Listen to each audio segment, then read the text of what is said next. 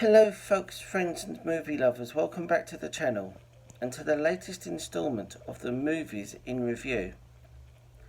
The movie I have for you all today to review is Star Wars Episode 1 The Phantom Menace. I have selected this movie today because, for those of you that enjoy going to the cinema with any regularity and love a decent bit of nostalgia, you may have noticed that movies from decades ago have been making a comeback. Movies that were big in their day, then took their place in cinematic history, have been enjoying a second coming. I don't know about you, but this excites me greatly, as particularly with the movie I plan to discuss today. It's an opportunity for me to indulge in a little nostalgia. I'm excited by this because I was still at school when Star Wars Episode 1 The Phantom Menace first hit our cinema screens, and I really annoyingly didn't get a chance to see it at the cinema the first time round. I was very surprised to learn that on the close of the opening weekend of the 25th anniversary re-release of Star Wars Episode 1 The Phantom Menace, that the movie outgrossed all bar one other movie at the box office, and that included also having the opening weekend for Zendaya's Challengers and the latest horror movie Tarot.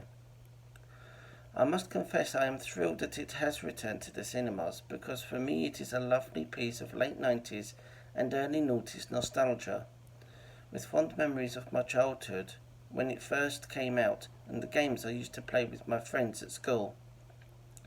Even if the language and dialogue in the opening scenes did appear basic, childlike and clunky, which didn't quite gel with the memories I had of it when it first came out. In that respect, I'm not quite sure it has aged or dated very well. However, it doesn't detract from the enjoyment I had and still have of the movie today.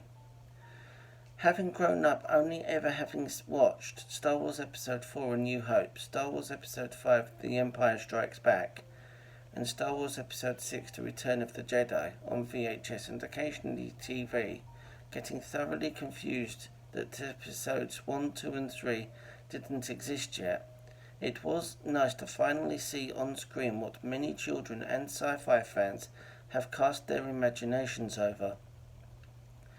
In The Phantom Menace, we finally delve into the backstory of Darth Vader, or, as he was known in the very beginning before turning to the dark side of the Force, Anakin Skywalker. A gifted, prodigious child, we learned that he was seemingly conceived without input of a father. Drawing parallels with the Immaculate Conception, Jedi Master Qui-Gon Jinn, played by Liam Neeson, believes him to have been conceived by the Force, and is therefore the fulfillment of the prophecy regarding the Chosen One, the one who is said to bring balance and stability to the Force. We also learn somewhat of the history of the Jedi Order, and that of the Sith Order too, including the introduction of the idea of the Rule of Two, and that the Sith had not been seen in almost a millennium, with the belief that they were extinct, which proved to be interesting plot devices. They get the fans speculating and theorizing about the different elements of the Star Wars universe, and even creating our own backstories that would have led us to the narrative present of the movie. I myself am guilty of imagining my own potential developing backstory that could have brought us to this point, and that's thanks to the creative and storytelling genius that helped fill in the gap of the Star Wars Episode 1 The Phantom Menace. It certainly whets the appetite to delve into the fan fiction that has grown out of the Star Wars universe, and learn more about the canon of the Star Wars universe and the legends within that.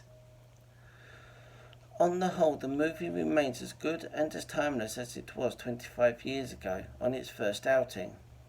It was a pleasure to see it back out again, to be introduced to a new generation of sci-fi fans.